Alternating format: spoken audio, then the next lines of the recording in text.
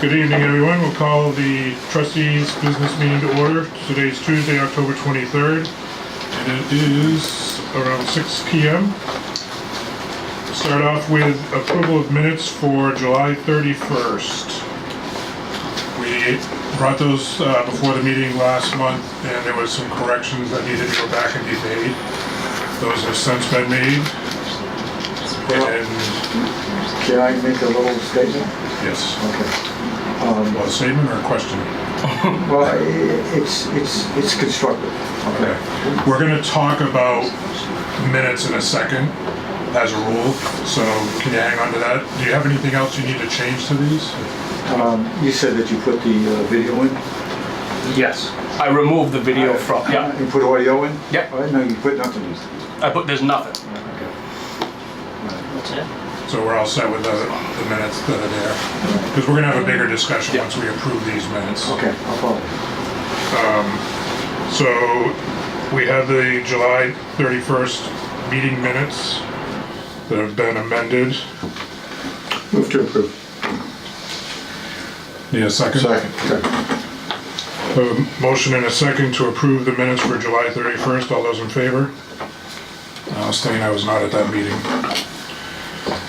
Meeting minutes for September 25th. Everyone have a chance to review those, the last meeting? Anyone have anything that needs to be all set? Call for a motion. Dan? Second? Second. All those in favor? Aye. Abstain? Not present at the time? So at this point, we'd like to have a bigger discussion about, Todd and I were talking about the meeting minutes and stuff yesterday, as well as the recordings that we have now, both audio and visual. And one of the discussions was, do we need to hold our meeting minutes any longer, where before we had them in draft format, we wouldn't release them to the public until they came back and we approved them. But I'm not sure that necessarily makes sense any longer, because we're recording the meetings live now. So, and we're putting the recordings online the following day, so everything is there. And also the meeting minutes now are not as detailed as they were before. They're more of a overview video format of what the meeting was. So with that, I'm not sure that we need to hold the meeting minutes for a month anymore for final approval. I think we can still put them out in draft format, and then they come back and we'll still vote on them to make sure that they're correct to where they need to be. But do we need to hold them for a month? So I guess open that for discussion. Dan, do you have? No, as long as we get the video out at the same time or before. I'll have the video before the minutes, without fail now, because Blake uploads the recording. He'll come get that either tonight or first thing in the morning, and the minutes of the last meeting were available to me, and I posted them to the website by 10 o'clock, I think it was, the next day, so Wednesday. So that Kathleen won't have a turnaround on minutes before the video gets put up. So you're saying the video will go first? The video will go first. And then followed by the minutes? Yes. And what I'll do, my recommendation to the board is, what I'm going to do for this month's meeting minutes is, I'm going to have Kathleen do an agenda summary, which will reflect what the state statute requires, which is who was in attendance, who voted, what the outcome was, and what the disposition of the item was. And that way there'll be a summary available, and then you can, as a group, determine how specific we want the written minutes to be, since there will be a video recording and an audio recording of it, the video being on the website. With that, is the agenda outline, can that be part of the record? Because I know when I was reading the minutes, and I wasn't at the meeting for July. Yep. It was referencing agenda item 5 or agenda item 3. Yeah. And I didn't know what that was without having to go and research to find out what that agenda was. So Sure. if we could make the agenda part of it, so when you're reading through and it's referencing this agenda item, you just have to go back and look to see what the agenda was. Absolutely. Absolutely. Scott? I only have one concern. If, per se, the video goes out, we don't know.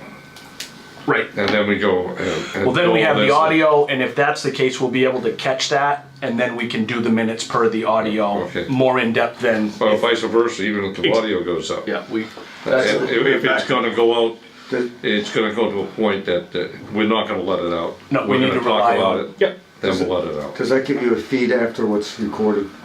Yes. So maybe we could put a monitor Yep. into that, and then we can just, Yep. once in a while, look at it. Okay.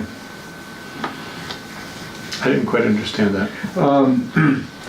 You record something, and what you're recording comes through The monitor. yeah, no, actually, it was a PNC. Yep.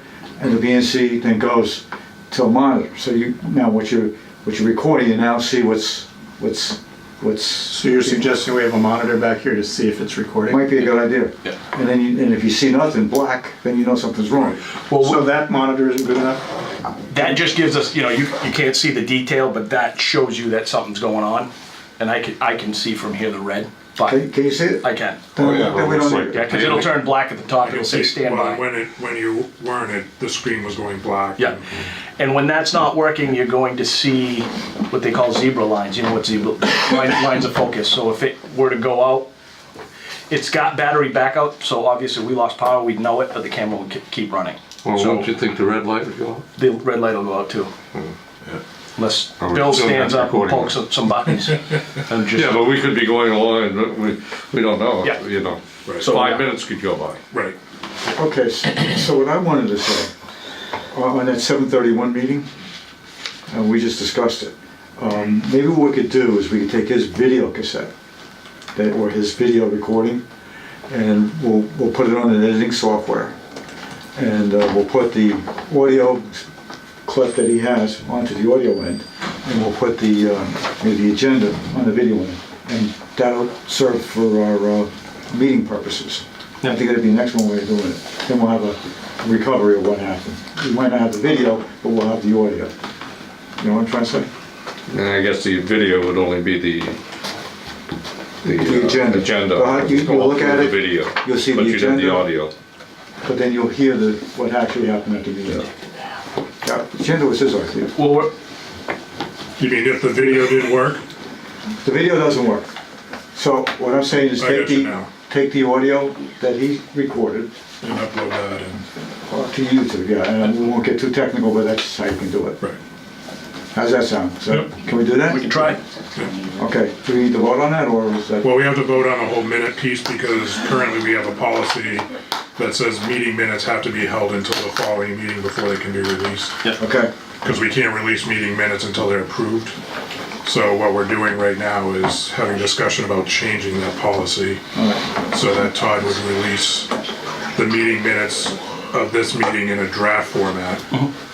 And then once the board came back the following month and approved them, then he would update them as, Yeah, so what'll happen is they'll go in the packet like they've been going, and then they won't get uploaded to the actual minutes page until they've been approved. So Dan will sign them, I'll scan them, we'll put them on the website so that they're signed on the minutes section as opposed to in the agenda section. Just once they've been approved, and they kind of get petitioned off in a different section, so those are the approved minutes, and we'll make it but clear. the draft format you'll put up in the same week that the meeting is in. Yep, yep. Can I ask here, so we're not proposing to make changes to the technology at the moment, but the proposal is to get audio up if video fails onto the website, just as though we were putting up video. And to preface that with the agenda so that people can see what the agenda is, even if they can't see the meeting because the video failed. and we might want to take, if that happens, if we don't have we might take a picture. We might be able to get a picture. We can show who attended the meeting. You know, idealistically, if we were just going to do audio, then I'd just say, let's take a picture, the agenda, and that's how it would work. So, but we didn't know if it worked. Okay. Do we need to make the video piece and all that as part of the policy though, or are we just looking to change our meeting minute policy? And then the meeting minute policy that you want to have proposed here is, see, just to make sure I understand it, if you don't mind, is we're going to post in the future, as soon as we have the draft minutes prepared, we will post them on the website. Yeah. And then when we get the minutes finally approved and signed by Dan, our clerk, then they'll get posted on the website as approved minutes. I have no problem with that. And that's provided there's no problems with the audio or the video. Correct. If there's an issue with the video, then we will do a more in-depth set of minutes to reflect the fact that we don't have the video Or give or back on our, audio. yes. So we're gonna have some redundancy. Okay, is this creating a lot of extra work for you guys? No, the clerk has volunteered to do it himself. It's a beautiful thing. No, in conjunction with. What is it, $100 an hour? I heard the word volunteer. I did enough of that. Can I say so moved, or do I just? Yeah. Yeah. Is there any other discussion? Need a second on the motion? Second. Further discussion, did you have anything else, Dan? Well, only that we're gonna do that one meeting. When I discuss with him. You wanna make that as a proposal too, or? I don't think it needs to be part of that, we're just changing the, Okay. So we're gonna do that? yes, Okay. yes. Fine. Yeah, because all we're doing is changing what the current policy is that's in effect that says we need to hold the meeting minutes. We're no longer gonna do that unless there's a problem with technology. So we have a motion on the floor in a second. All those in favor? Aye. Unanimous. Thank you. Thank you. All right, item number 3, board review the September 2018 financials. A month that. September was a big month for sales. It was our second biggest month this year. And I think it was our largest September in 5 years, I think. It was a warm summer. Due to the weather. So the revenues do reflect that increase in sales. And I only had a short note under expenses for general plan operations. We had a savings against the budget of $12,000, and that's really a timing issue for the tree trimming, because I try to budget a little bit each month for the tree trimming, and we get billed. I want to say maybe quarterly next year, but it's been Haphazardly? a little irregular when we get the billings. So I don't have a lot of notes for September. Question? Jay? Yes. Matt, would you mind explaining in the balance sheet, statement of financial position, just explain what's included under equity in current year excess revenue and surplus? Just define those a little bit for us. Sure. So equity is assets minus liability. So if you were to think of it in personal terms, it's kind of the value of your house. It accrues over time. It's an encapsulation of a running or a rolling gain or loss since the start of KLPD. It just keeps adding to if it's a good year, or subtracting from if it's a poor year. It also includes some other components. When we have a project, we will spec it out and let the customer know how much it's going to cost, and they'll pay us upfront for that work. We call that a contribution to construction. That's also included in the surplus.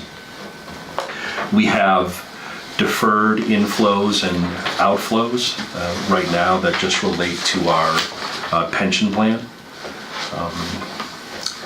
But we also capture the amount of long-term debt that we retired, which is just another way to say, at the end of the year, if we've made $100,000 in bond payments, if you will, we're gonna show that as part of our surplus as we retire that debt.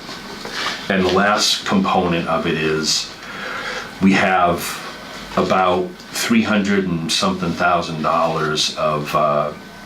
of money that's held in bond sinking funds. And that's held as not a hedge against payments, but a deposit, if you will. And when those bonds get paid off, we get that money back. So overall, surplus or equity really is just your assets minus your liabilities. And the current year excess revenue, what does that refer to specifically? Yeah, so what happens is, it needs to balance out, right? So far this year, we've had a gain, if you will, of about $981,000. I think our budget for the whole year is maybe 550 something. So every month you'll see that current year excess revenue. That'll fluctuate based on how the month did, if it had a gain or a loss. Okay, so it's just breaking out for the year, it's separating out this year's gain or loss. Yeah. That's what it's doing. The balance is historic, the Yep. surplus. May I ask another question? So we're paying our bonds off, both our interest and some principal, and there's a sinking fund to accrue some of this money to make the bonding, the bondholders happy that we're going to make sure we pay them. I get all that. On some balance sheets, I've seen accumulated depreciation, so we're accounting for the fact that the equipment or the assets are actually losing value over time because they're being used or they're aging or whatever. How is that accounted for in our method of accounting? We have that, as a separate account on the balance sheet, but for this purpose of kind of making it a little more Okay. readable, we show the asset as net of depreciation. So the assets are net? All right, thank you. I did have one other question. There aren't others. By the way, I just love the continuous improvements in these reports. On the cash on hand section, I wonder if you could just help me and perhaps us understand the detail that you've provided in cash required, cash unrestricted, cash deposits, cash capital, cash efficiency main, cash total. If you could just explain what those accounts are that you're summarizing. Sure. When we first started tracking our cash, we looked at it in a less detailed way. We have cash that is restricted. Part of it is that bond deposit, if you will, that I mentioned. And then to make it a little more meaningful and to set a goal, what I've done is I've backed out cash that we have on hand that is set for other purposes. So a good example is generally for all commercial customers and some residential ones, we require a deposit when they start service with us. And if they, this is in general, if they generally make 5 years of on-time payments, they get that deposit back. So that money, sure, we have it in our account, but it's not ours. And so that's why I kind of call that out. Another important detail that I added was And where does also, that show though? it's here, it's called, it's on the graphs page, the first one. Right where you are, Scott. Yep. On Yep. on the right-hand side, the the third box down. So there's like a graph. It says cash required 2.9, and then cash unrestricted 1.2. Are you there? You see where I am? Yeah, okay. And then below that is cash deposits for $184,630. Oh, so that would be the 184. Yes. I see. Yeah. But you're counting it there.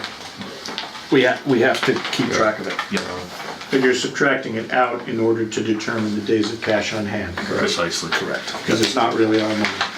I get it. Yeah, and I So also, it's spoken for. yeah, separated the money that we're saving for, capital projects. Todd and I looked at how much we had on hand, and we increased that this month up to 250,000. So we've already got that money, saved and set aside for capital projects. And then the last line is our fee for Efficiency Maine. We're required to remit a certain amount of money every year to Efficiency Maine. We collect it from the customers all throughout the year, so it's cash we have, but it's not ours. And where does the sinking fund for the bonds cash reside? Well, thanks. That is not even, not on. that's not even listed on here, because that's not a board restriction of cash, if you will. It's a kind of an institutional restriction, and we can't include it in here, even if we want. So this is a pure our cash picture. Okay, thank you. Thank you. Who has that money? Bank of New York. Bank in, yeah, Mellon Bank in New York. We have control, does the bond people? They hold control. They release, when it's time for a payment, they release interest to us. We add to the interest to pay the interest on the loan, on the bond, and then pay the principal at a different time. So they hold that in trust. Matt, the capital, is that capital for construction projects that contractors have paid into us, or is that our capital that we've assigned as a? That's our capital that we're going to make a proposal for this coming year on how to begin spending some of our capital that we're holding. Does anyone have any other questions on the financials?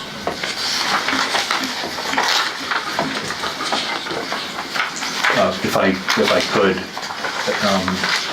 if you take a look at our past due accounts, which is on the first page of the graph, you'll see that there's a decent jump from last September, and normally that would be a cause for concern, right? Why are we up so high? But if you look at the percentage of the past due to the sales, you'll see it's the same, and it's just a reflection of the increased use that we had in September. People's electric bills were much larger than they were. We were getting quite a few calls, so Kathleen went to Weather Underground and did a history of temperature and humidity for July, August, and September in our zip code.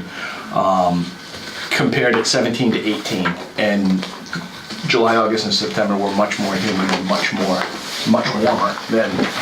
So yeah, it was a very, very big month for us. Like Matt said, the second highest in the last 5 years. So I'm sure this added PR with another power company didn't help.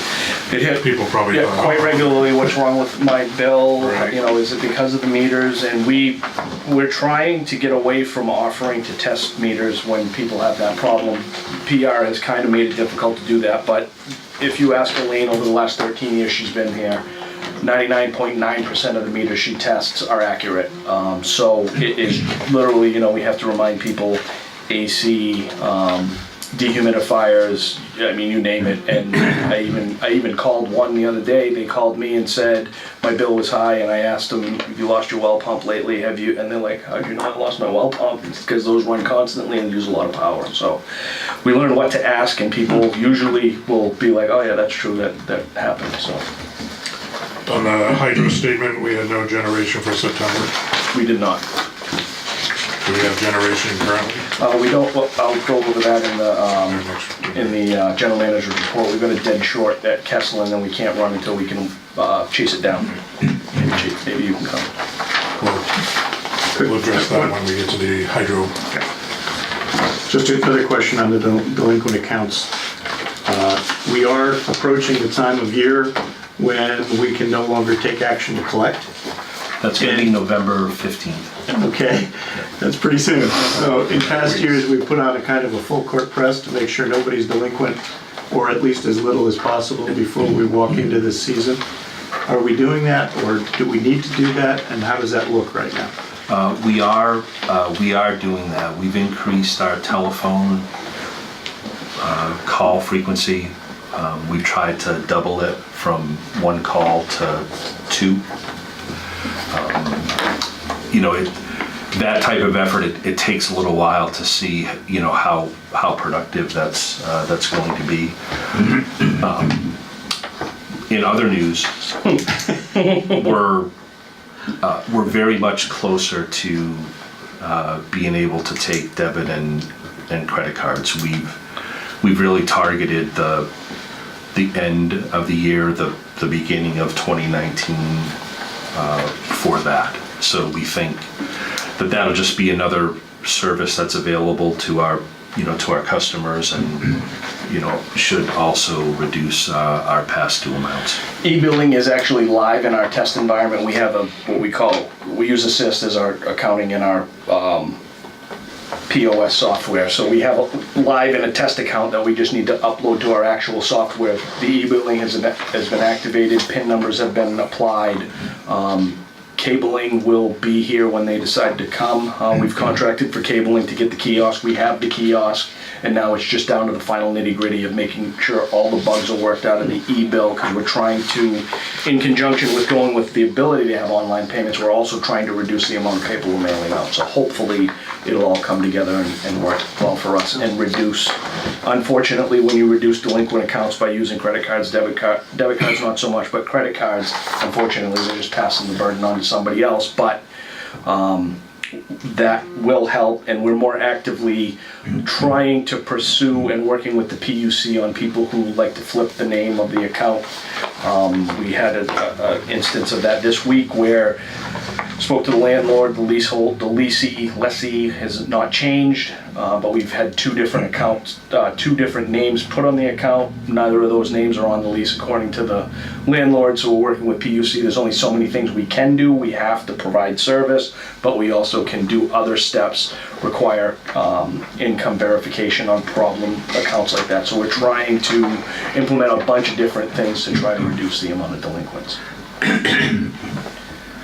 I don't want to drag this on, but we did talk about this previously too, and it sounded like you guys on our management team had some hope that we might be able to get some changes in the PUC rules that would affect consumer owns, that would allow us to hold landlords accountable if their tenants weren't paying, or to require that the bills be in the landlord's name, etc. Are there any policy options here that you guys are pursuing, or that we could pursue?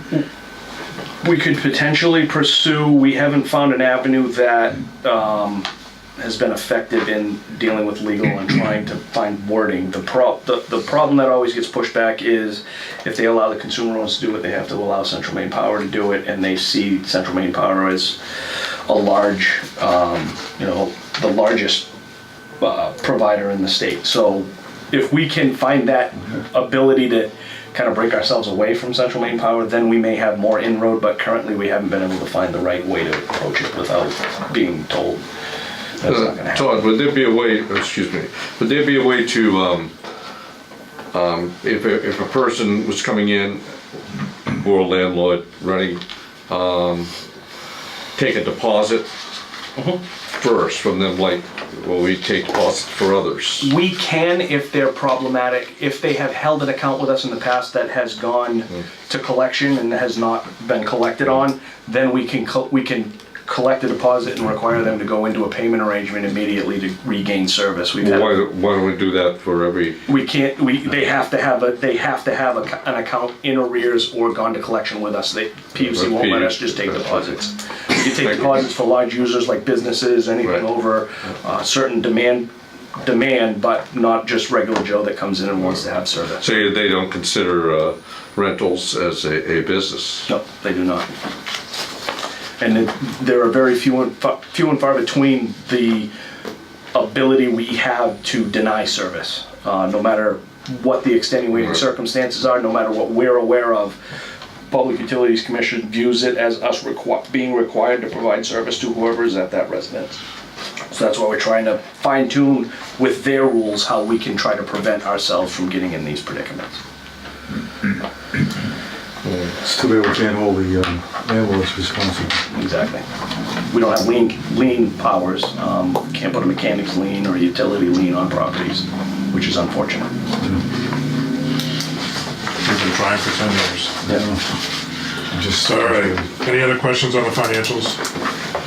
Well, what, we did talk about this, probably 8 months ago. And is somebody speaking with the PUC on this? The attorneys have spoken to it, Dorigo as a group has spoken about it, and the pushback from the PUC is until you can find a way to do it, we're not gonna just let you do it unfettered. So we need to have a convincing enough argument and as a group, we haven't found that yet. The same argument has happened over and over again, and there's been no success in trying to You know, get we those pay a lot rules. of dues to Dorigo. Are they actually working on this to try and find the right solution? Well, as the new legislative session comes on, we'll have to find out and put it to the test. That's a here. good idea. All right, let's move along. Yeah. On board review for the 2019 district budget. Matt and Todd? Matt, you can. Sure. So I'll go over the notes that I have, and then we'll get into Jay's questions. Oh, that's so unfair. I wasn't even here last month. You got a huge reprieve. As far as revenues go, our average sales for the past 3 years have been 109 million kilowatt hours. We're budgeting a 1.5% increase in that. That'll raise the budget to almost 111 million for delivery and transmission. So we have to always kind of remember that Corning has their own supplier for electricity, so they only pay us delivery and transmission.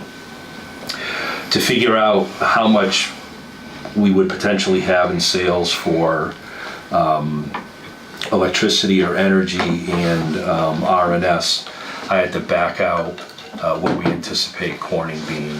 So I did their account for a 5-year average. It's about 18 million kilowatt hours per year. So our budget is for energy and R&S is predicated on a little over 92 million kilowatt hours. The rates that we're proposing for the upcoming year for energy, an increase of 8.6 thousandths of a 0.008647. And then no other changes to the additional rates or to the minimum charges. So right now our current cost per kilowatt hour is 0.131406. We're proposing that it change to 0.137609. Can you say that first again? 1, 3. 7.6. No. Oh, The current rate is 0.131406. and what are you proposing? I'm sorry? On your page there, 137609. Oh, yeah, I'm sorry, what are you proposing? Yeah. So that's a 0.008647 increase. So 86 ten-thousandths of a Because cent. it's raining. I guess so. Yeah, of a penny. I rent it to me. So before we go beyond this, any questions about the revenue side? Well, I was challenged to ask a question, so I would like to ask one. Absolutely. Why is the energy rate going up? Don't we have a fixed deal with Right. Nextera? We do. So we have a fixed cost from them, but as we've mentioned the past couple 3 years, just kind of like briefly, we're in a state of under collection when it comes to our energy, RNS, and transmission. So what I mean by under collection is because we're a consumer-owned utility, we have to sell the electricity for what it costs us. But over the past 3 or 4 years, we've sold it for less than we've paid.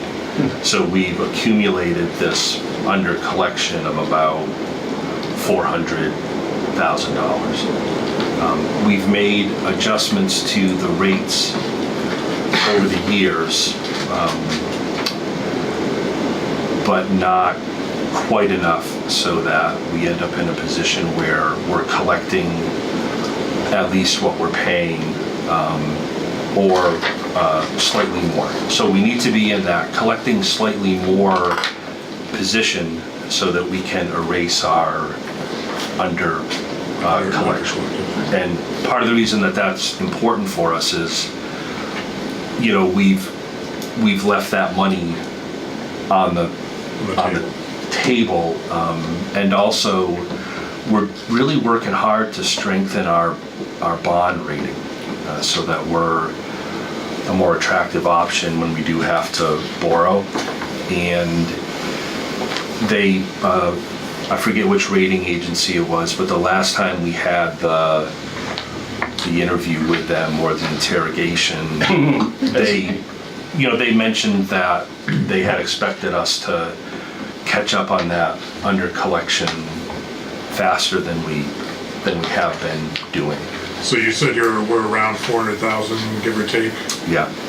and how much does this adjustment bring you? If everything hits just right, okay, If your crystal ball is thank you so much, with my crystal ball, it'll be about $477,000. that this adjustment will bring in? It will. This year, In one calendar year. one calendar year. Yeah. So that will pretty much bring you to square. Well, actually, I'm thinking that for this year, we could put probably 240,000, to the good against that deficit that we have. So if everything hit at the end of 19, we would be on the positive. We'd be over collected by a couple 100,000, and then we can adjust the rate, because we don't want to be over. We certainly don't want to be under. We want to be kind of even. But our efforts for the past 3 years haven't yielded us an over collection. But this year, it looks like you're gonna get there. This year it does. Yep. Perfect. Great. That's great, thank you. Any other questions on? Can we increase these costs without PUC approval? We can for those lines. Something like delivery, we can't increase over a percentage without outside approval. But because we're bound to sell these components of our revenue at our cost, we don't have to ask the PUC. And I don't want to say we're an anomaly, but there are other consumer-owns in Maine that they adjust it every month. And so that seems a little excessive for us. I think we can manage it on an annual basis.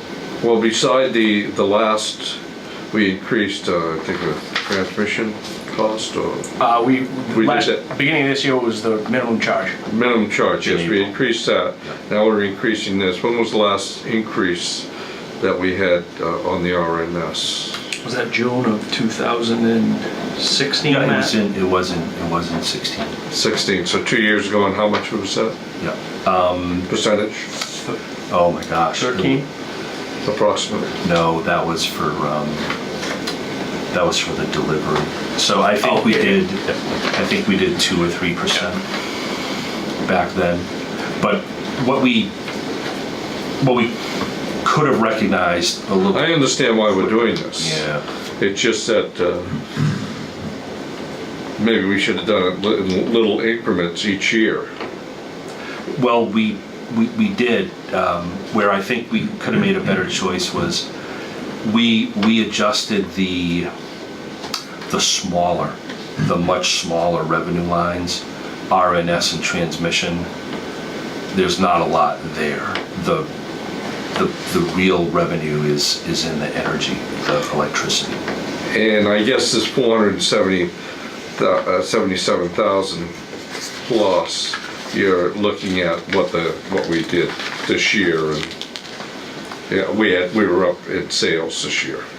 Right. So you're looking at that. Yeah, and that's a good point because this will be the first year since 2012 where we'll have a positive ending number and be able to reduce that deficit somewhat. So would we ever reduce the costs if we were so far over?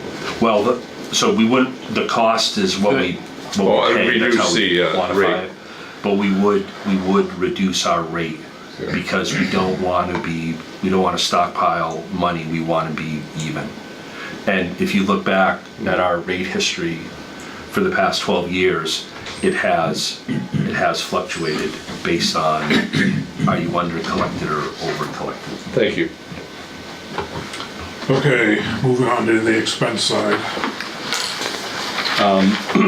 We've budgeted a performance pool of 3% of wages this year that will be distributed based on how well people are doing at their jobs and meeting the goals of KLPD. Health insurance includes an estimated increase of 7%. I heard from them today that it's actually 4% increase, so that's a savings of, That's huge. so that saves us $7,000 for the year. Our contract for the tree trimming this year is, it's higher, our contract for 2019 is higher than for 2018. It's gonna be 210 next year. This year was, I think, 170 something. So I've increased the budget to reflect that, but not much else. So if you look at the overall budget for, general plant operations, it's, 300,000, 210 of that is for the tree trim. So we're really right at, or a little bit above what we normally budget for each year. And we had, this was an unusual year for us. We've had a retirement. We had one of our fellows who was out for a very extended period. And so when we're short-staffed like that, it can take a little bit of a toll on production because we operate in two-man teams, and when we don't have that, there are a lot of things that we can't safely do. As far as administration goes, I put in an extra $25,000 for next year, kind of anticipating maybe an increase in hydro expenses, legal advice, or engineering or professional fees. So I just wanted to kind of budget for the just in case for that. But overall, we do have the same operational outlook, if you will, for 19 as we've had for 18, absent any capital projects. So we're going to look same number of staff, same type of activities. Any questions on this before we Yeah, flip the page and get into the, we're gonna flip the page and get into the details. Yep. Do you have any question on the highlight that you did on the first page? I do. Are you assuming no Yeah, that's what inflation we're looking at. in our costs?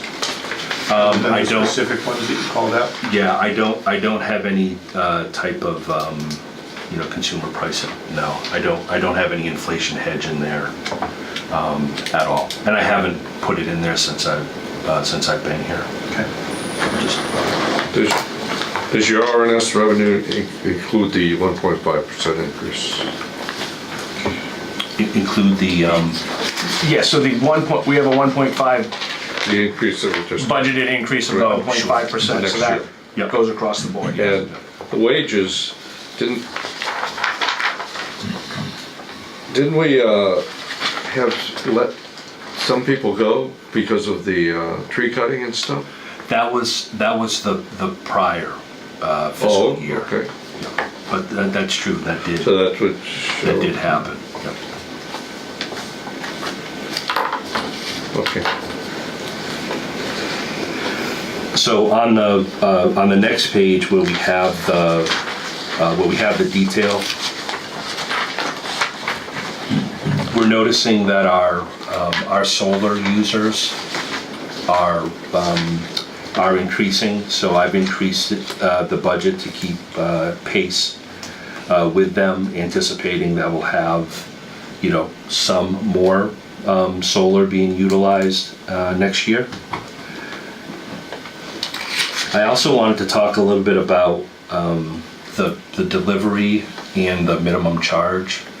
You notice that I've included the minimum charge as a separate line for 2019, and that's because we made those changes in April of this year, and I wanted to keep it a little cleaner so you could compare the numbers against each other a little better. So next year for total delivery, which does include the minimum charge, we're saying 2.8 million for the budget for that. We're gonna end up this year about 2.7 million. So a bit of an increase based on the amount of sales we think that we're gonna have. In terms of the I'm sorry, 2.8, where are you referencing? The 2018 budget. Here, the 2.2 and the 5, that's 2.8. Okay, thank you. And then we're gonna end there this year. All right. Appreciate it. And then we have kind of our smaller, really repetitive income lines, pole rental, which is cable rental income, customer penalties, interest income. I think, Dan, you had asked a question about, do we earn interest on our bond deposit funds? We do. They pay us about $15,000 a year in interest for that. Hydro production was a little difficult to put in. So, I was too aggressive with what our number was for this year, 85,000. I think we'll probably end up around 63.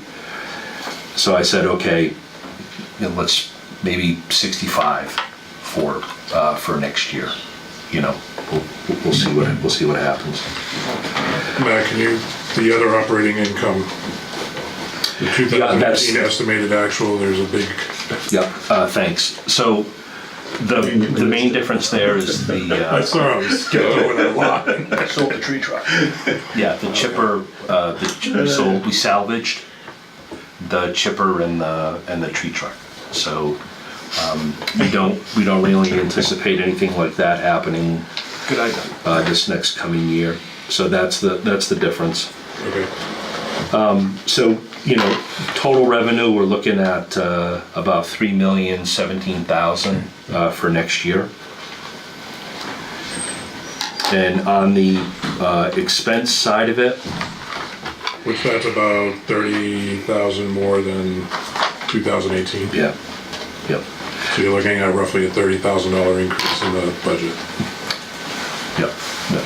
And a real big chunk of that is it's the tree trimming, So we had estimated a good 170,000 for this year. So is that 1%?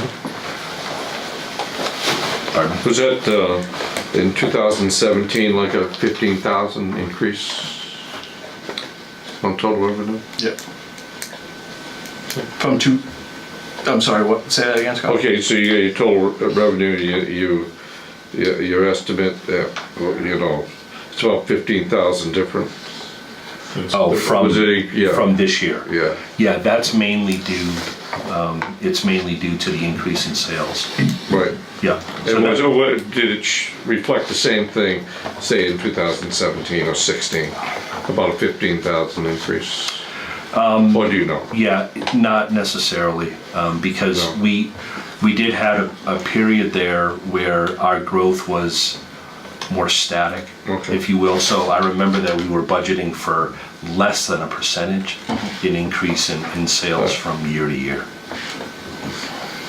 So our revenue, the budget for 2019 is $3,017,102, which is approximately a $30,000 increase over 2018. Yeah, and you made a really good point. What you have to do is take out the tree truck and the chipper, put in more sales. Right. Yeah. All right. Thank you. Moving on to expenses.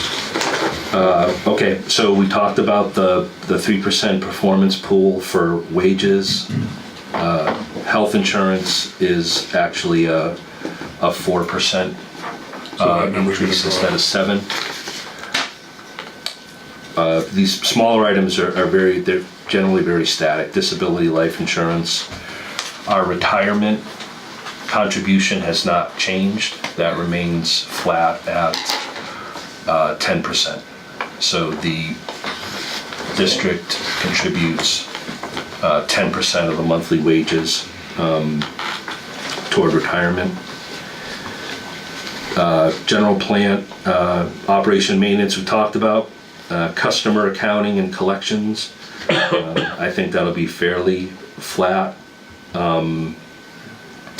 We talked about why we're up a bit in administration, potential hydro expenses.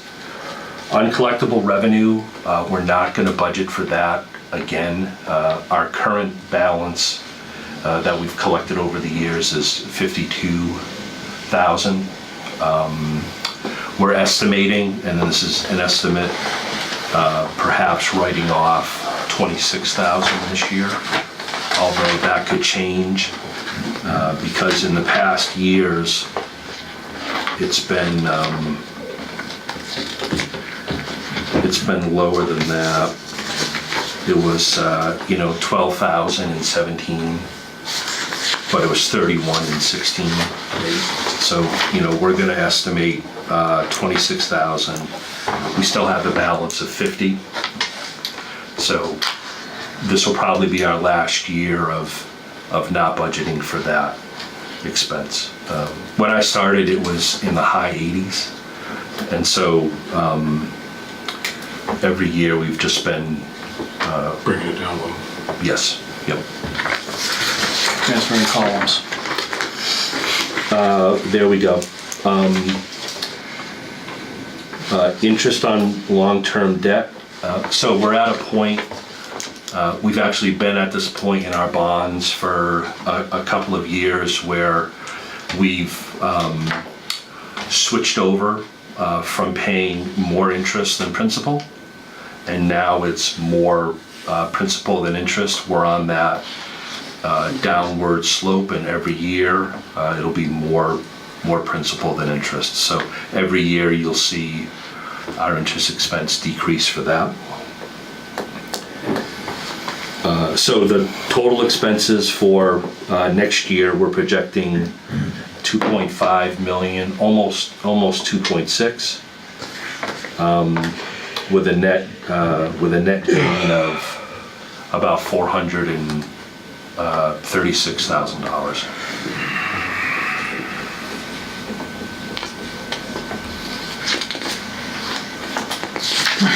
Which that, compared to last year, is almost $100,000. 150. Yeah, we'll be, But if we compare it to the budget, not to the actual. yeah, so. Because the actual's gonna be up based on the sale of the truck and stuff.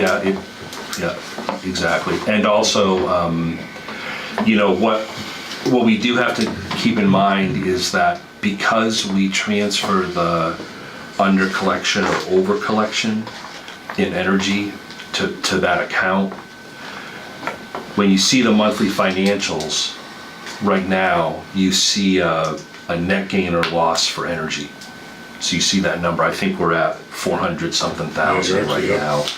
You're Just quite a keep, bit. yeah, so just keep in mind that doesn't translate, if you will, to the final financial statements for the year, because it gets moved out of revenue and applied against our balance on the balance sheet.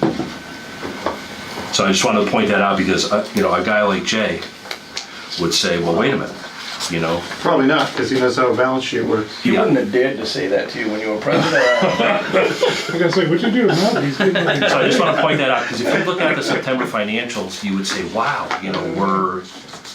we're 900,000 to the good right now. Yeah. How Where's come the that's money? not going to translate to the budget? And it won't translate because we have to shift that.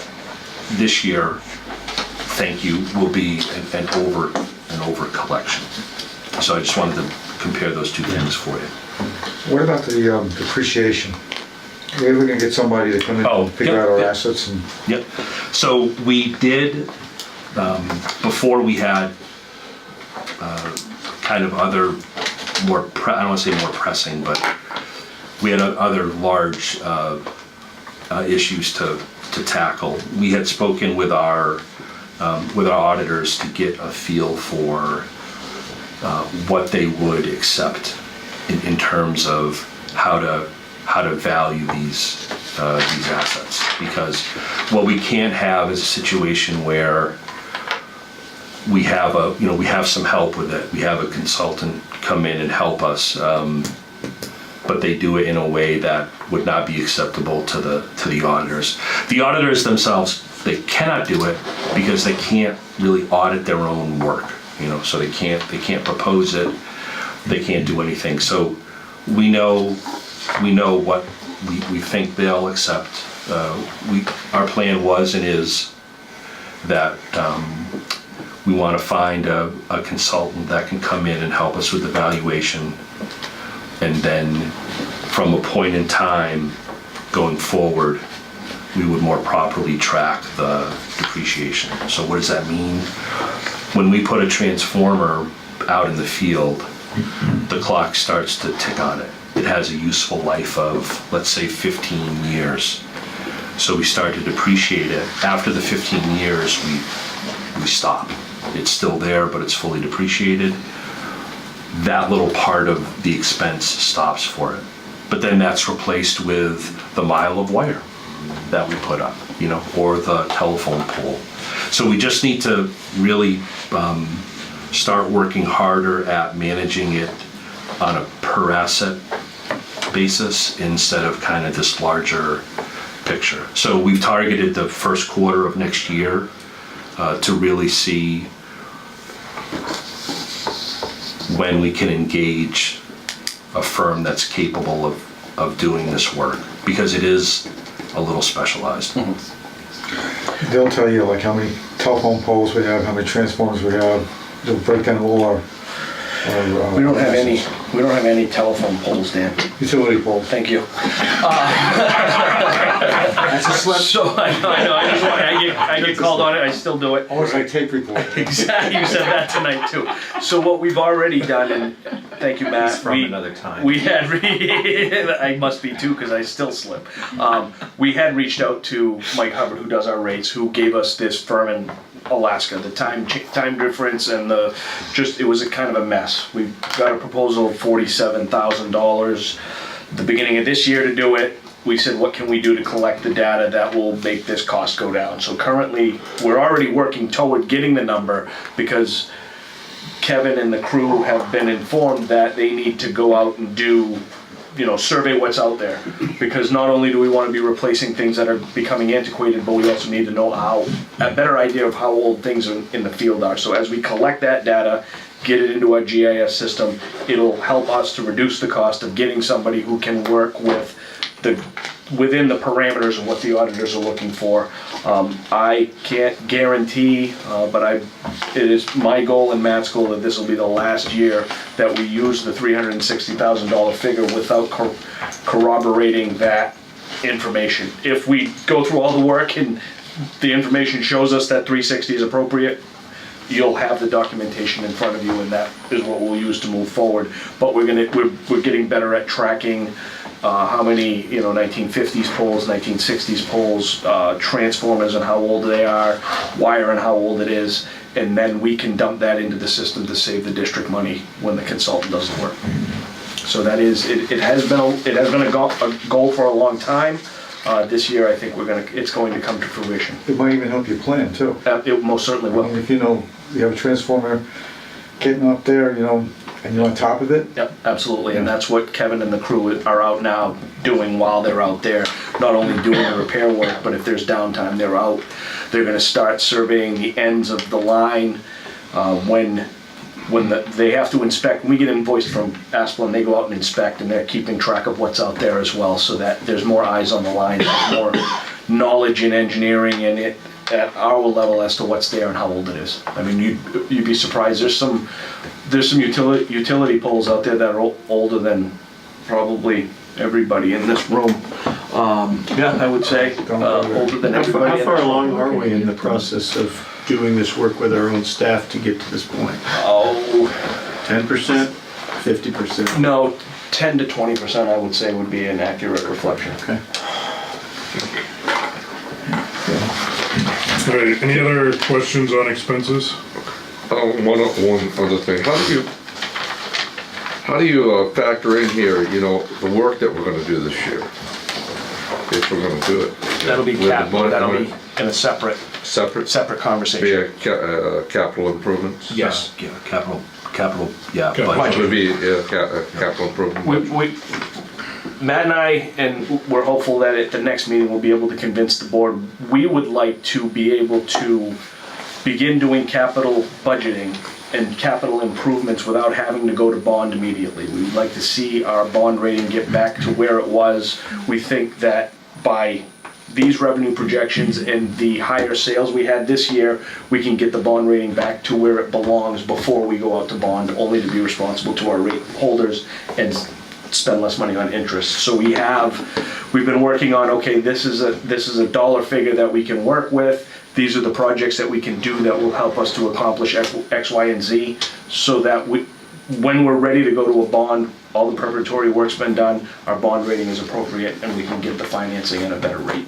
Right now, I believe we're at a BBB+, which isn't necessarily the best bond rate. It's better than some, but we'd like to see it better than it is now before we go out and ask for money. Was that, this is based on a 1.5% increase, Correct, right? yes. Plus, you're also looking at the sales. Yes. Being higher, Correct. Could Higher sales, be a less. slightly higher rate.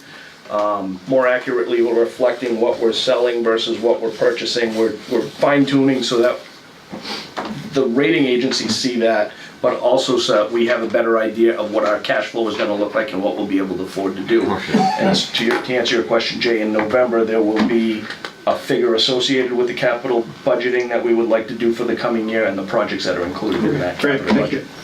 you. I think we've seen over the last couple of years with Matt's numbers, he's conservative on where we are, and that's why we're seeing the bottom lines. Well, yeah, we're seeing that 90-day. Right, so he's conservative in what he's putting together, and then we reap on the other side with the bottom line. We fight, we close the door in my office and I say 3% and he Keep says fighting, fine, Mike. and Keep going. But we, it really is, we couldn't have projected this year. This year has been a phenomenal year. Be it, the naysayers will say there's no such thing as global warming, be it cyclical in nature. It was a big year for us. Right, okay. Before we get sidetracked on that. Yeah. Thank you. Hydro budget. This may all be subject to change depending on what may or may not come of the America First Hydro proposal, but Matt, you're doing a great job. I'm gonna let you present the numbers that you... So as we kind of touched on a little bit, we're thinking $65,000 for production. We're projecting that we're gonna end this year at about $63,000. On the expense side, we have a 3% increase in labor for the performance pool. Benefits, though, are they're 48% this year. I'm sorry, for 19, they're going to be 48%. This year, they were 52. So we're seeing a bit of a decrease there. Put in 25,000 additional into supplies. That's either going to be engineering fees, or you might see it in legal. Electrical use, a small increase because the dams need power to make power, and we're projecting a little bit more from them next year.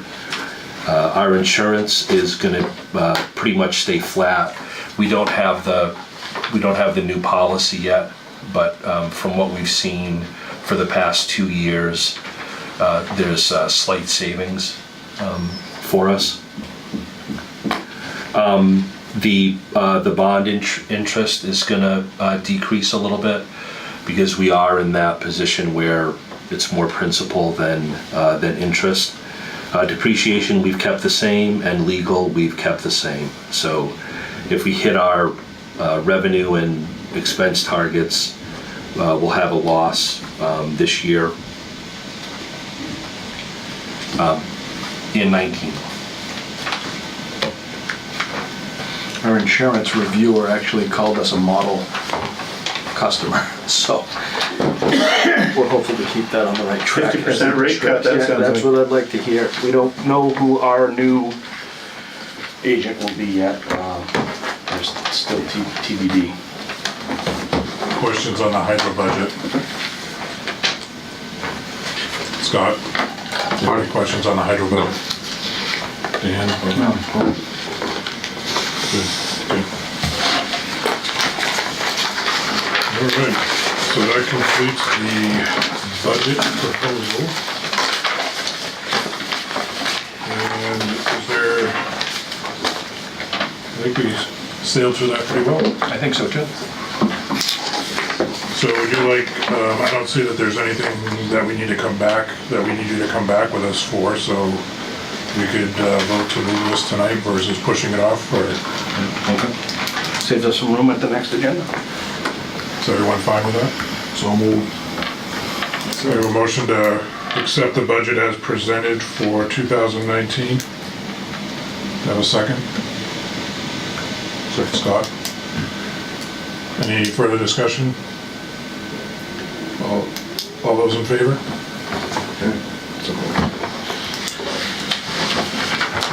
Thank you, Matt. Thank you, Todd. Thank you. And so we'll see, now that we move this one off, we'll be seeing the capital next meeting. That is correct. Item 5, board review and provide feedback regarding AFH operation proposal. I would like to preface this item by saying I don't know how much of this the board wanted to discuss this evening. This is the proposal that was thrown at us from, or provided to us from AFH out of the last meeting Their anticipation was the board to get a view of this and schedule a workshop meeting after you get back in November, Duffy. Trustee Clough, can I call you Duffy in public meeting? So they are aware that you'll be gone until mid-November, so. So, and that's exactly where I was. I wanted to have some feedback from the board to you, as far as additional items that we may want to look at. Yep. I didn't want to get into a full-blown discussion tonight. Yep. Based on time. Absolutely. The last meeting, we did discuss going to a workshop and spending As much just time as that needed. time, so that everybody had enough time and we weren't pressured on the clock as far as whether we could get it done or not. Correct, and I I'm also feel that we need to get some feedback from legal counsel on this. absolutely. And so tonight, if we have any input that we would like to add to that. I would take any input tonight or via email, or if you want to stop in. I'm going to propose to America First the middle week of November, possibly the 13th or the 14th for a workshop meeting, because the week after that's Thanksgiving. And then our next meeting is the 27th. I'll have to get a response back. Check your calendars, let me know if that works. But the best week so far the best date would be November 13th, because that falls on a Tuesday. Duffy, you're back. I guess I need it on the 9th, so I'll need everybody just to check their calendars for November 13th to see what I can get. Does not work for you, 14th? 14th. I can get along with you Probably these days. if it's maybe. Okay, 15th works fine. okay, 15 won't work for me. okay. The 14th, 14th, At the moment, no. I would you have really need to play petanque? I'll be in Washington DC. I'm taking a train DC. instead of a Okay. plane. All right. If I paid extra to fly, I could be here. I'm But I'd gonna, rather not. I'm gonna completely rule out the week of Thanksgiving, just because that'll be impossible to get people in here. So the Worst case scenario, the first week of December, we can push it back. They were in no pressing rush to get it I can done. let you know on the 15th, that might change. Okay, Maybe we can do it on the 15th. I'm good for the 4th, however, if that's. Okay. I pretty much won't know for. so I'll give that window, oh, you won't know until What time would you look at 5 or 6 o'clock. so it'd be in the evening? Yeah. I probably could do it on the 15th. Okay. Okay, great. I could too. Well, maybe we should plan on the 15th, I can try that and we can forward it from there. play after 5 o'clock. Yep. Yep, I can do that. How's that work for you? yeah, I'll have to What time we make it, 5, 6? I would say 5 or 6 o'clock. 5 is the earliest I typically will hold a meeting, just because the office is closed. And would this be an open workshop or be I believe, Executive yes, session. it's gonna be a combination of both. Yeah. It would be workshop open. And then there would executive be session. executive session to speak with legal counsel. Yeah. So, yeah, I can shift whatever's, if everyone else can do the 15th, I can shift what I have on the 15th. Okay. Thank you, Doug. So, we'll at do, 5? what attorney are we gonna get? That's to be determined. Not the nice guy that tells us how to be a nice trustee. No, not that guy. Nope. No, it'll He's a be, nice guy, but what I'm talking about is I think we need to get someone in here to negotiate. yeah, absolutely. There are different choices at Drummond Woodsum, and so I'm gonna ask them specifically, tell them specifically what we're doing, and they can usually tailor an attorney that can deal with that issue the best on our behalf. Somebody can Somebody, go over the proposal. shark skin soup. Actually, we should go to New York. Is our current other attorney, Todd, what's his last name? Is he? Brissette? Yeah, is he a potential for this? He could be a potential. Adam Cody could be a potential. There's a few other attorneys at that office that, like I said, I'm gonna give them specific instruction on what it is we're negotiating so that they can tailor. I don't wanna just grab somebody we've already used and just Well, could we assume. find, I'm sure that America First We don't wanna has has done other negotiations. Maybe we could find an attorney for the other side. Not if there's a conflict, they've gotta run conflict checks too, so we've gotta just make sure, oh, attorney for the other side. Other side, Oh, yes. yeah. Well, if they're admitted Somebody who's to, gotten good. yeah, if they're admitted to practice in the state of Maine. Right. That's what we need to do. And the point being, you know, I don't know if anyone's here to negotiate and done any contracts or anything. You know, I've done a couple, but It won't be labor, Joe Goldstein. labor only. Yeah, so he's probably got the most experience with them. Todd, on the, We need a good attorney. Yeah. on the Very legal, attorney, the yes. legal counsel side, have we, I see that we're gonna have that executive session. Yep. Does it make sense to put the executive session on the front part, just for cost of legal counsel? Yep, Versus absolutely. them hanging around, or, Definitely. because we're not gonna be able to project what time. Exactly. So if we put the executive session at 5 Up front. o'clock, Yep. and then we have open, Then we can get that over and done and then hear what they have to say, and then we'll more than likely have to have a follow-up, but and how long do you foresee an executive session? Do we think it would be an hour?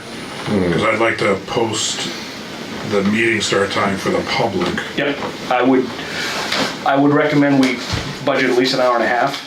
So if we start the meeting at an executive session at 5, and then we open the full session at 6, even if we get out at But if 5:30, we get out early, we're not starting the meeting. we won't until start the meeting until that. Yep, Right. We'll wait until the public part. So here at the executive session, we'll be able to discuss some language and Numbers and, thoughts. consult the attorney and right, because we're, at that point, we're discussing negotiations. get some idea what he has to recommend and, Right. Yep. okay. Yeah, I mean, I guess this is their first, just throw something against the wall and see if it sticks, but to me, it's, there's not a lot here. Right. And that opens up a lot of concern to me because there's not a lot here, Yep. and so where is the rest? They're holding their cards, we need to hold our cards. They're holding a lot of cards. Exactly. Could I make a comment? Sweeping That's why generalizations. Wayne would make the executive session an hour and a half. Yes. Right. I want to preface what I have to say just by saying that if we can get a good deal, I'm very open-minded and looking forward to negotiating it. But I would agree with what you just said and just throw out a couple of specifics. There were several very significant inconsistencies in the proposal, I thought. And I am having a great deal of difficulty figuring out how the major claim that's made in the proposal that we will save money works.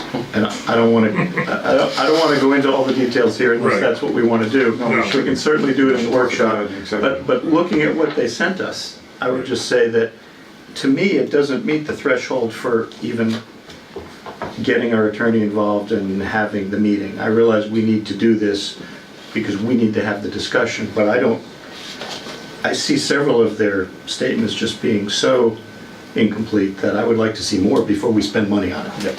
Well, I think this is their first stab at it, now we need to throw it back at them unless, That's fine. And in your packet is our interpretation of what their kind of first go-around looks like to us. That's just based on what we're looking at from them.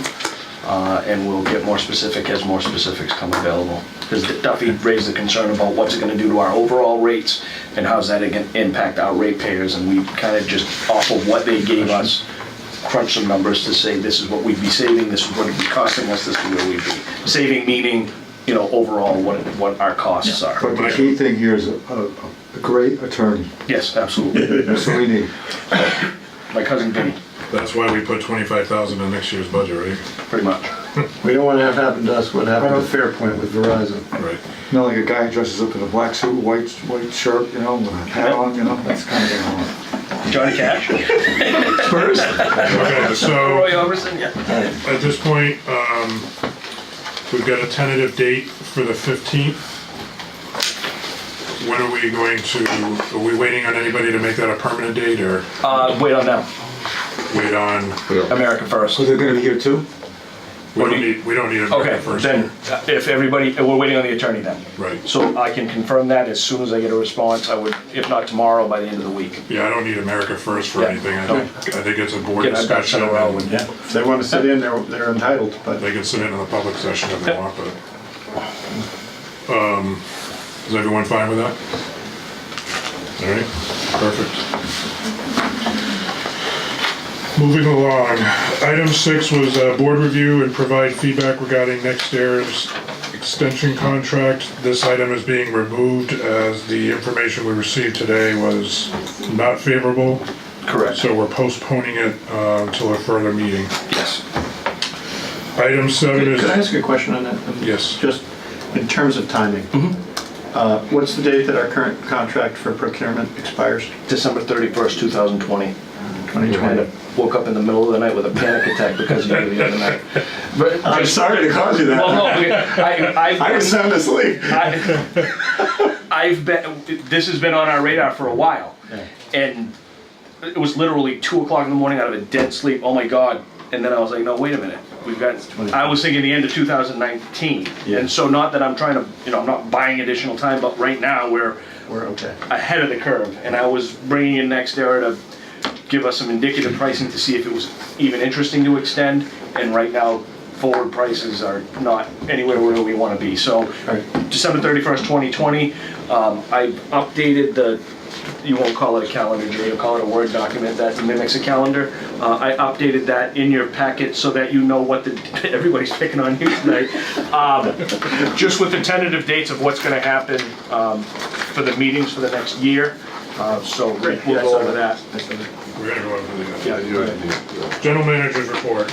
All right, so past board meeting requests, Duffy, you did bring to my attention streetlights. So what we're going to do, the problem right now is streetlight heads are backlogged till our order won't be in until November 11th. So once we have stock in place, we're gonna send night crews out.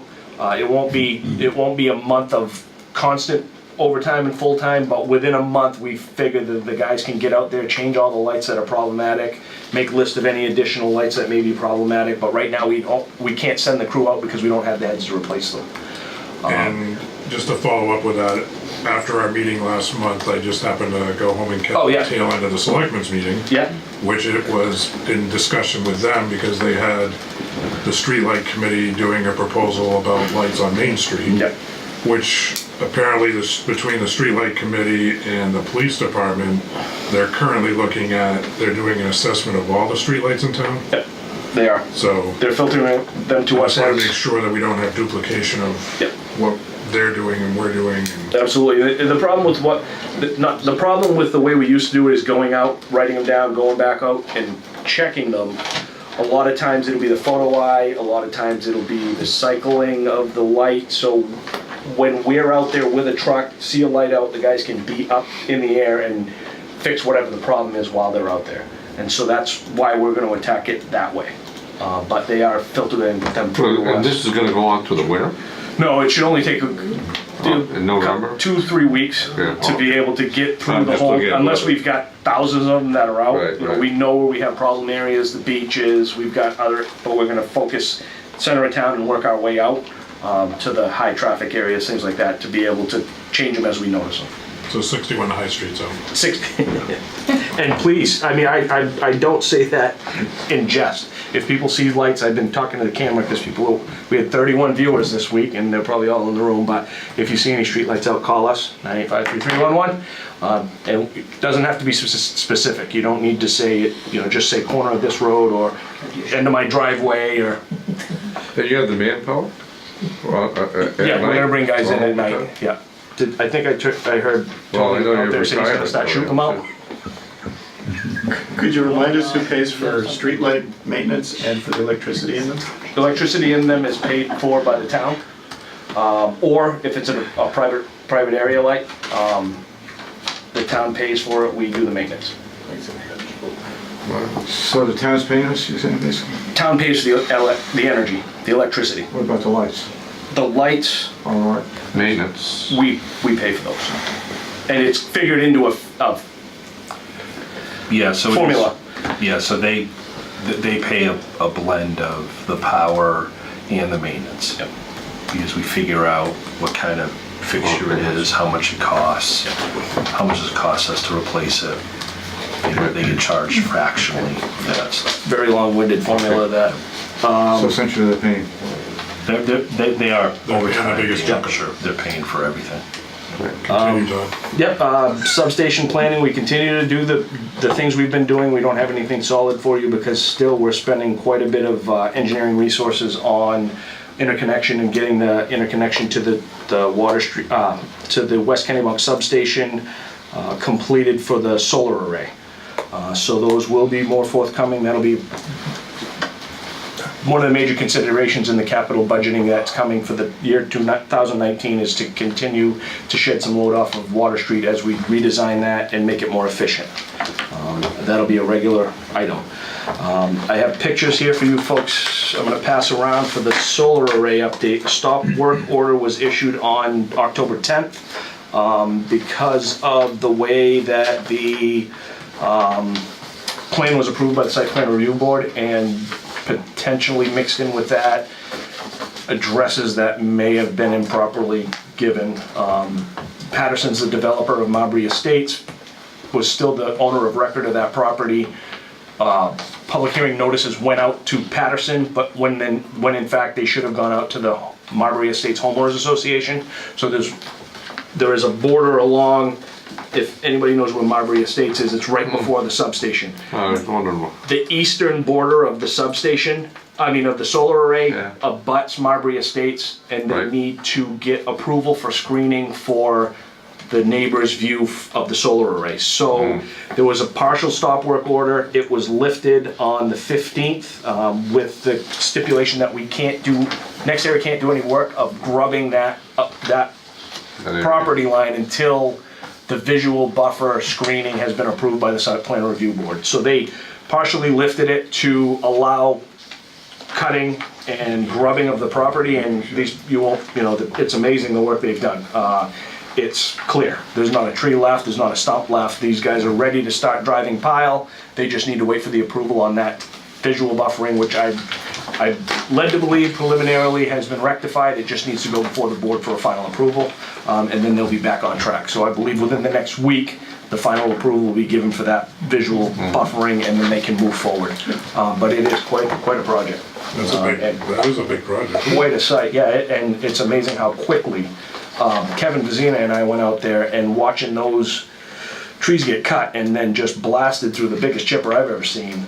We were there 15 minutes and they filled a tractor trailer with chips and they hauled it off site. Phenomenal. They were moving post haste. So that's the update on that. I'll keep you regularly posted. Those pictures are going to, except for the stop work order, those pictures will get uploaded to our website on the solar page, and we're going to give updates on that. Suggestion. Good newsletter? Suggestion. Well, Notification. once the final approval is received, Yep. I think a lot of people in town have asked, what's going on and when will it be done? And it seems like it would be nice to have maybe a press release and, stick the shovel in the sand out there or something. Say that we've started or we're well underway or something. I realize why we haven't done it before. But Well, we do have a plan for that. That was underway until the stop work order came. So now that once that final approval's done, that will happen. We'll work in conjunction with NextEra, reach out to all the media outlets and try to get some good press for KLPD on that. I think people are curious and I think it would be good for us. Show people we're making progress. Asplund tree trimming update. Asplund broke the first year's work into 3 10-mile phases. Phase 1 has been completed and the invoice has been paid. Phase 2 has been completed and we're awaiting the invoice. We had discussed at the last meeting that it was inspections that were problematic. The first section was inspected and completed to spec. The second section has been completed and is to spec. They just haven't invoiced us yet. And we've been told by Asplund that the third phase of the first year will be completed by December 1st. We'll inspect that. That'll be paid out. That'll be done for this year. First year included Wells Branch, Route 9A, Meeting House Road, McGuire Road, Witten Road, Wire Road, Coles Hill Road, all house services and secondaries off of that. So that whole section's been done. They'll start phase 1 of year 2, January or February of 2019. Phase 2, second year work will consist of Cap Mousom Road, Route 99, Alfred Road, Mill Street, Weber Hill Road, Downing Road.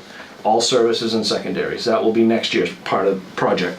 And then, depending on the expediency which they cut that, we may come to the board and say, do you want to we would have to make accommodations for that in the budget if we wanted to do additional work in that year. I haven't had a final meeting with Asplin yet to discuss that, whether or not they had initially one of the concerns was that somebody was gonna come in, cut everything out and be gone in 3 months. It's good for us to have somebody working a little longer in the district so that if something happens, we have a crew to rely on. So that's a conversation we're gonna have. If they feel this new crew is a lot faster. And so if they feel that they can get the next year done in 6 months, we may have to come to the board and have a conversation as to whether or not we wanna make that adjustment or we want to just have them slow down and do the work. But they are on pace to finish first year by December 1st is what we're told, barring any unforeseen circumstances. Hydro operations at Kesslin Dam. Wayne was starting it late last week. There was a dead short in the generator. He had to shut the power down, use the extinguisher to shut it off. We're waiting for either AC or Stoltz Electric to come in and trace what is wrong at Kesslin so that we can't try to run again until we can locate that short. And at Twine Mill, everything is going good. I don't know if Wayne's operating today. It's raining pretty hard out there. He's back from his leave, so I'll meet with him tomorrow and make sure that we're all on the same page. Dane Perkins will be running, and once they get the point cleared on the well pump. There was something got plugged up in there, so they're working on that to get it running. My anticipation is by the end of the week, I'll have an update from Wayne when we get a chance to get out to the site. That's the general manager report. Trustees holiday party will be December 14th, 2018, 5:30 to 7:30 p.m. at Garden Street Bowl. Tom? Hang on, That's a dear. good point. Hold on, Public comment. please. Public comments next, so. Yeah, it's Okay. just, Yeah. it relates. Scott, do you have anything on the Have general you manager ever report? done a thermograph on any of the, for the dams, the electrical connections? So we've thermographed a lot of our electrical. Yes, Yeah, the so dams it's- have been done. We So do. that wouldn't, No, that's usually with the yeah, that's first. not it. That's something we're considering, purchase our own thermographic camera so that we can do more of it. But we've never seen hot elbows or any issues there. But you don't, no one has a clue on that generator? No, not yet as to what the problem was. And how, was there a fire or? Well, he had to just- put, yeah, he had to put the fire out with an extinguisher. Alarms, he was quick enough that heard the dead short, cut the power, Yeah, class B, whatever the extinguisher, he used the Yeah. electrical extinguisher, and we've been trying to track somebody down that can do the work properly. John Webster, I don't know if AFH is interested in sending an operator or one of their maintainers out here to look at it, but we're trying to find somebody to trace that down, because I don't have in-house ability to do that tracing. Scott, do you have anything else on the general manager report? Dan? Tree service. Yep, Coal Hill Road, that's our area, it is. so we feed those people power. Yes, we do. They're our customers, 'cause I was riding there one Yep. day, I saw the tree people. Yep. Now, did I hear that the tree service is going up in price? We need more money, like another $40,000? No, it was, the contract was broken out into 5 years, and one had 30 miles, one had 33 miles, one had 28 miles, so the contract price hasn't changed. It's just this next year is gonna be more cutting, Okay. so there's more miles. Okay, gotcha. You have anything else? That's it. Bobby? I'm all set. Jay? We good? Thank you. Duffy, before you go to public comment period, the gentleman in the back with the beard, I apologize, I have to ask your name again. Oh, Kenny DeCoster. Kenny DeCosta, okay. I took a list of who's here, and for the life of me, I've got a mental block. The previous minutes I'm renting, Okay, we'll change that. so whatever. Thank you. All right. We're now at agenda number 8, which is public comment. You have the floor. Can you please just identify yourself so people at home, they can't see you, but they can hear you. This way they know who's speaking. My name is Peter Ashley, and I was in intimately involved with the installation of the 3 hydro projects, the modifications, the Tesla, etc.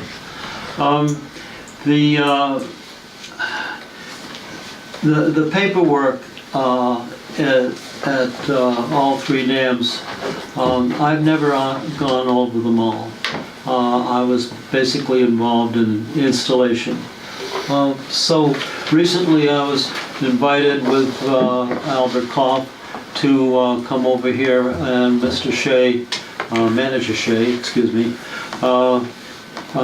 invited us to camp out in this room and look at the papers in a few files of the twine mill.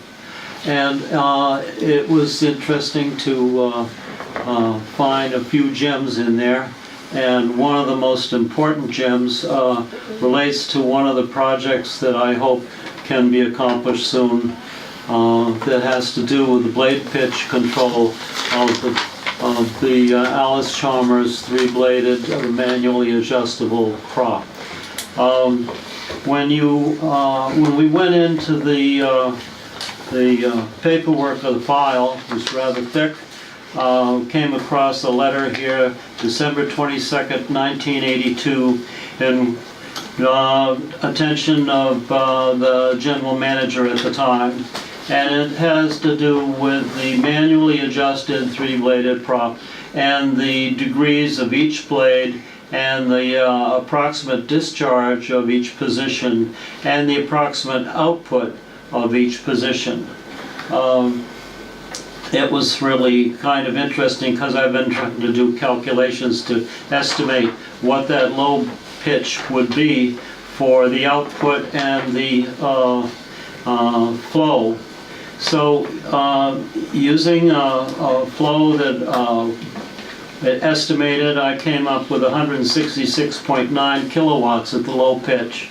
This letter says the kilowatt would be about 165. So I think the data was achieved by from Alice Chalmers was achieved by using the flow rate at Witcher's Mills Gazing Station, and this is the blown up copy that Mr. Shea very graciously put on their nice copy machine to show the different curves of the flow of the river, so that our flow is somewhere in between the 2 extremes.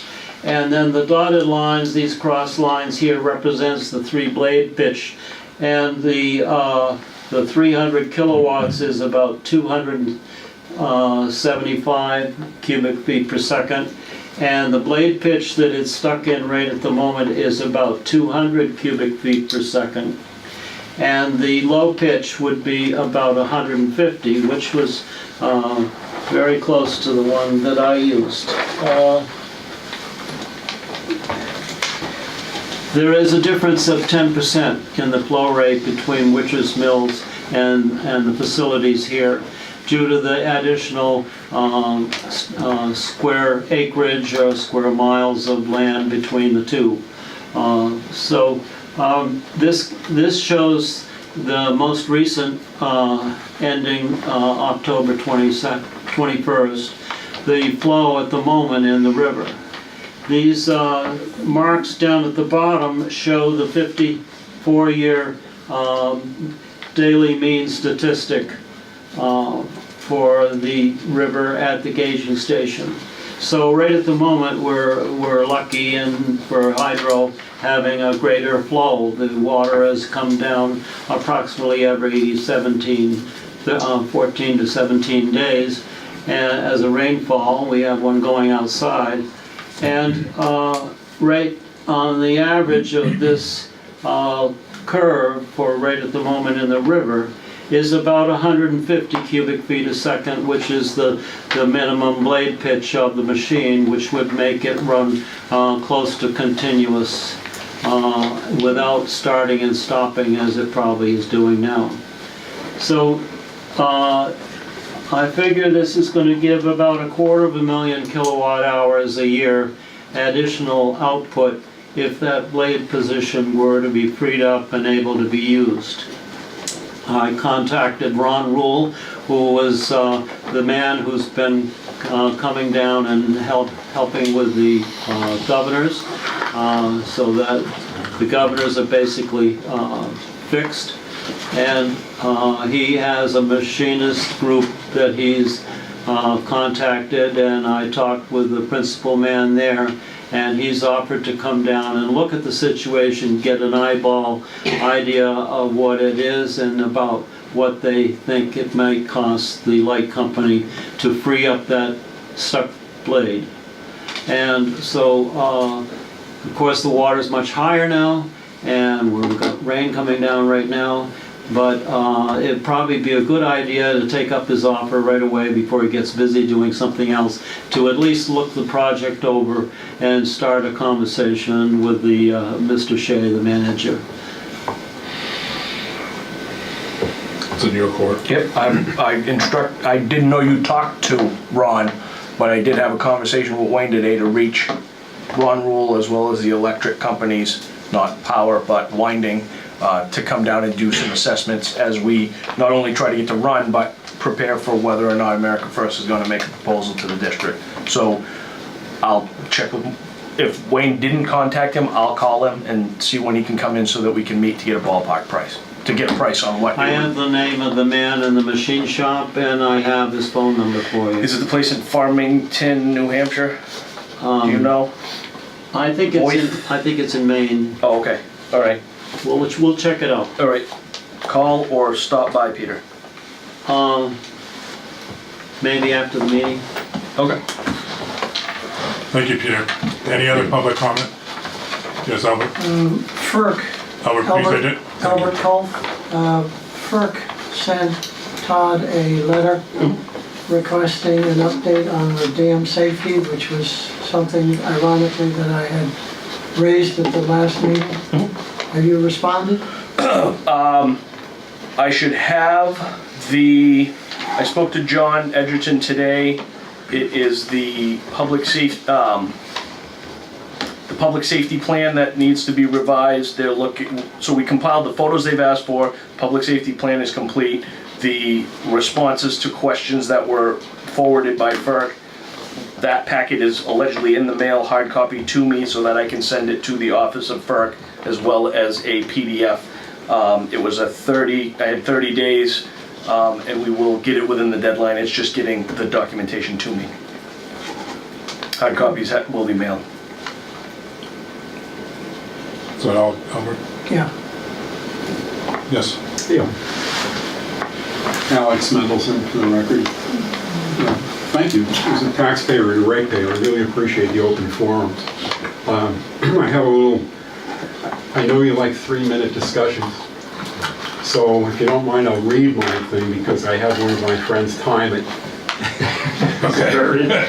We're going, our 15 minutes is almost up. Right. With all due respect to Ian Clark, his business expertise, I did a little research on the web, and he's really quite something. Any Wall Street venture cap firm will tell you that startups are notoriously risky.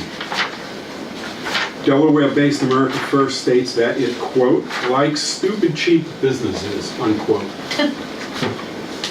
America First and Dichotomy Capital are interested in return on investment. The hedge funds are their bread and butter. Dollars come first. Healthy ecosystems don't count much in its dealings. So let's talk about money.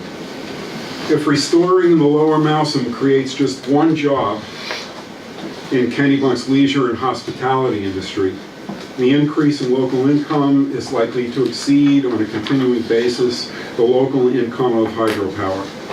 Analysis using the nationally well-respected in-plan economic model indicates that just one new job catering to tourists like kayakers, canoers, bird watchers, fishermen, would add nearly $100,000 annually to local Kennebunk's income. In-plan is noted for its highly accurate economic impact projections. I did a little research on that. Restoring the Mousom ecosystem will also increase the availability of bait species that lobstermen need. Bait cost is a big problem right now. You probably have heard about that. So restoring populations of river herring could address that for lobstermen. Repeated Wells Reserve scientific studies show that the Mousom can support commercially important fish populations, and they include blueback herring, sea run alewives, American shad, rainbow smelt, tomcod, eels, striped bass, and Atlantic salmon, just to name a few. Non-incidentally, American shad don't use fish ladders. I know that figures into the equation. These species also support a food web of higher order wildlife, including eagles, osprey, herons, kingfishers, beaver, otter, mink, bluefish, cod, haddock, porpoises, whales, and seals. And by the way, when I did some of this research, I just, in terms of my own credentials, I have a degree in human ecology, graduated with honors from Hofstra University, and I studied under Dr. George Inaba. While hydropower may be viable, dam impoundments degrade water quality by lowering dissolved oxygen levels, increasing water temperatures, decreasing turbulence, and preventing nutrient transfer. Impoundments are neither rivers nor lakes.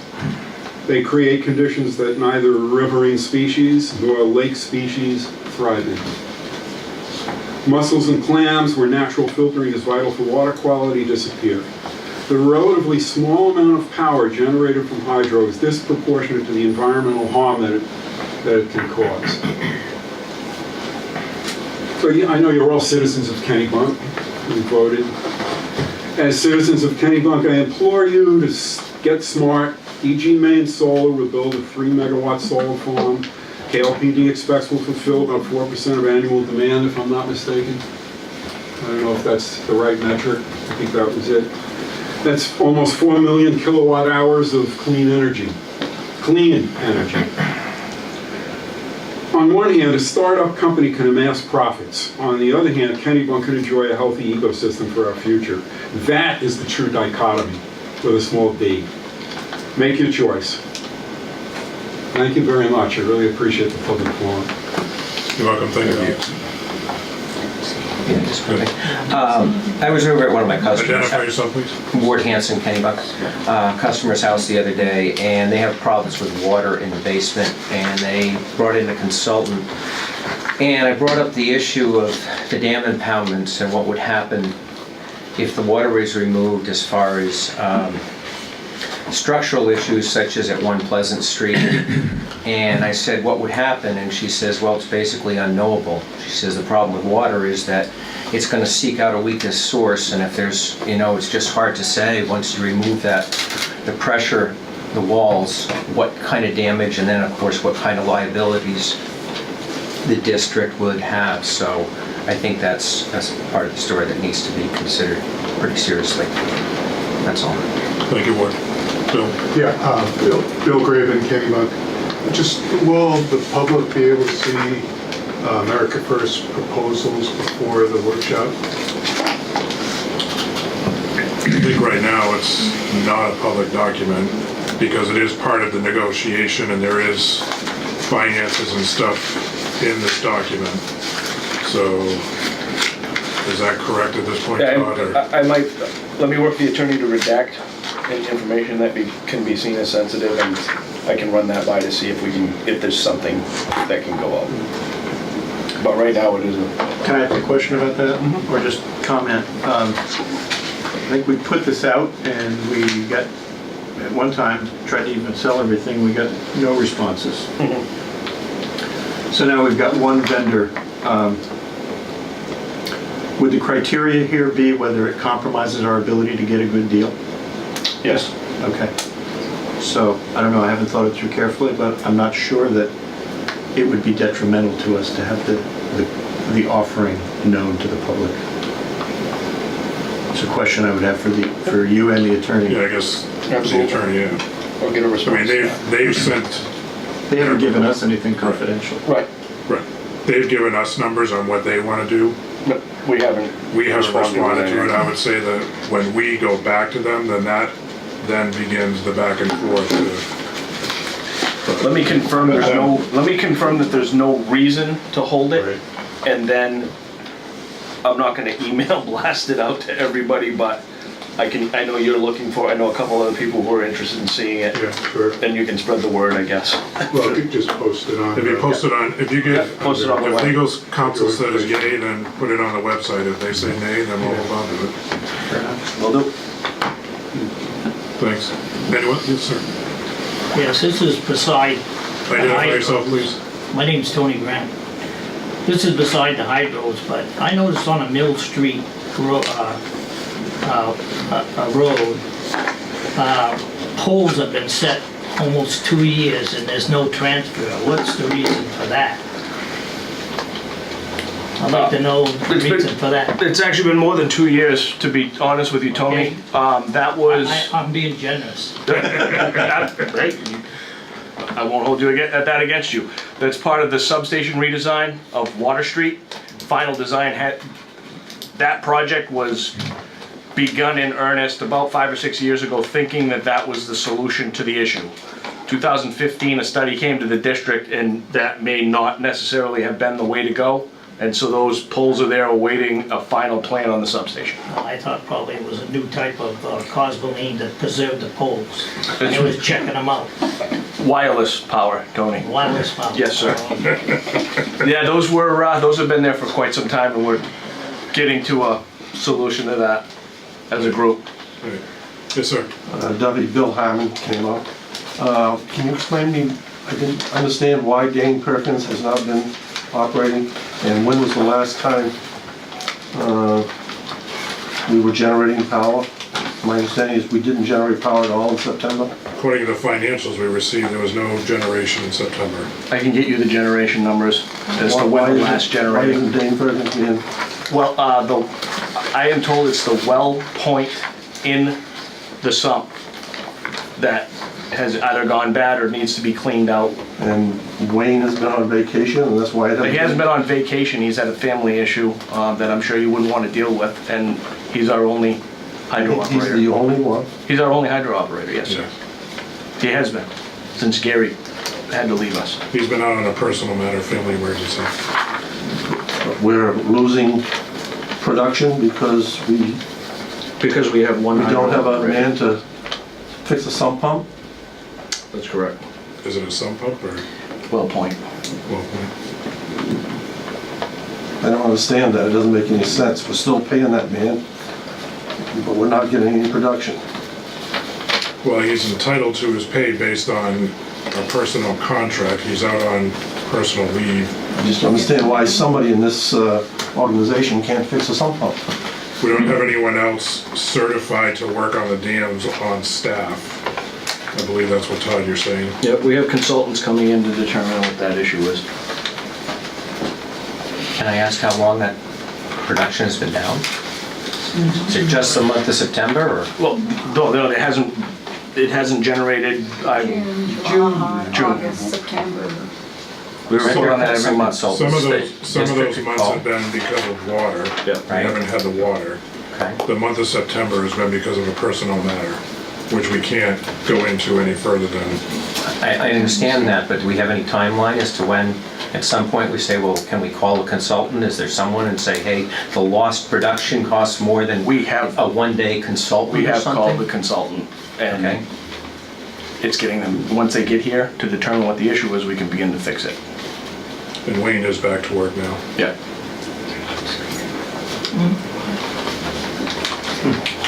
One other question is, tonight, listening to the tree trimming situation, it looks like, was the tree trimming situation at this company not profitable? Or what's the reason for them bringing in an outside company? Tree trimming for us was never a profitable issue. It was an expense to the district, and we're getting more production, more dollar per mile. Having an in-house tree crew, we were never gonna be able to keep up. We wouldn't have gotten 30 miles done this year. And so the decision was made that the avoided cost of payroll would be covered in the contract, and we're gonna get a lot more done. So in other words, it paid to get rid of the, It paid to get rid of the tree crow. probably it's time. Well, it for didn't us to- pay. Probably it's time for us as a people to look and see about getting rid of the line workers and contracting that out too. Thank you for your comments. Any other public comment? Hearing none, we'll close the public comment.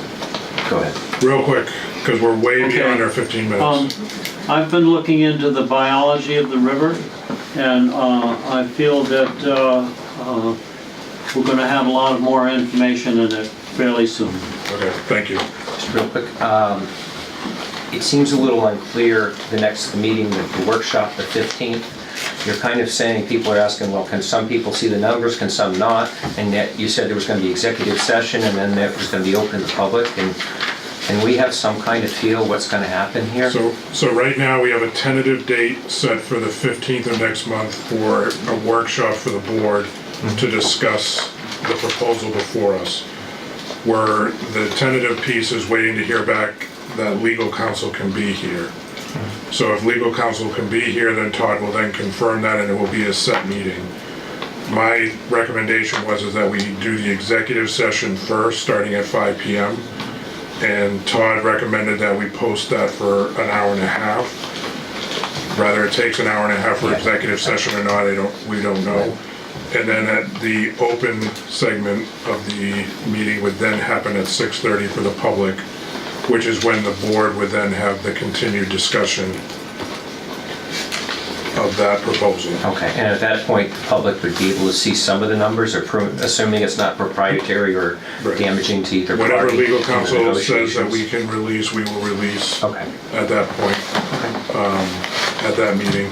And you'll probably hear some of it discussed after, because a whole lot of that proposal is going to be based around that. So once we come out of the executive session and we go into general discussion, I think you're probably going to hear a lot more. So, but, all right, at this point, we'll close public comment. Next meeting, we have now tentatively the workshop, which is scheduled for the 15th of November. We have our regular board meeting scheduled for the 27th of November. And we also, that TBD should say December 18th is what was agreed upon at the last meeting. It's been posted on the website. Whether that meeting is required or not will be determined. So we have our December meeting for the 18th. What time was the holiday party on the 14th? 5:30. Okay. And then one other thing, Jay was not with us at last month's meeting. He was touring the world. Just one country. So he was not able to give us input on our calendar of events for 2019. He has shared some of those with me, but I'd like to give you the opportunity to do that now if you'd like to see about getting some of these on the calendar. I've already incorporated them into the revised calendar.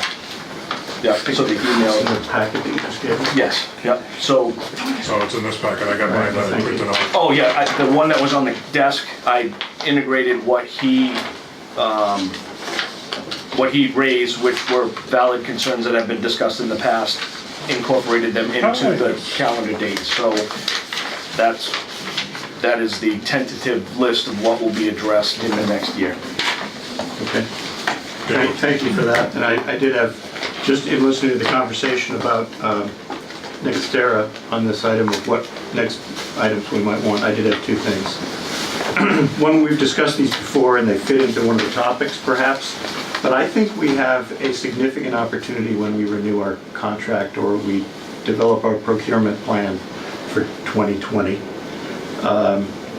to shave our peak demand and thereby shave our peak load charge, which is pretty significant,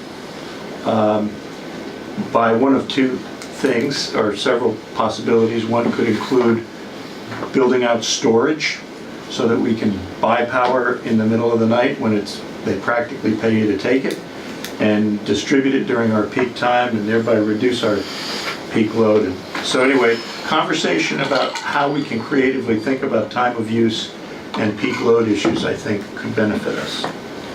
And we should include that in our thinking about how we procure it with NextEra and how we discuss it. And the only other thing I heard tonight was that we might want to think about having some consultants on call for certain kinds of things at the hydro, so we're not waiting extraordinarily long if we understandably have someone who's out sick or has other issues. So it might be good to discuss that as we discuss hydro going forward. The other stuff I already submitted. Anyone else have any recommendations for next monthly meeting? Other than that, if not, let us know. With that, we have completed our agenda for this evening. Accept a motion to adjourn. Motion to adjourn. Second? Second. All those in favor? All right. Thank you, everyone.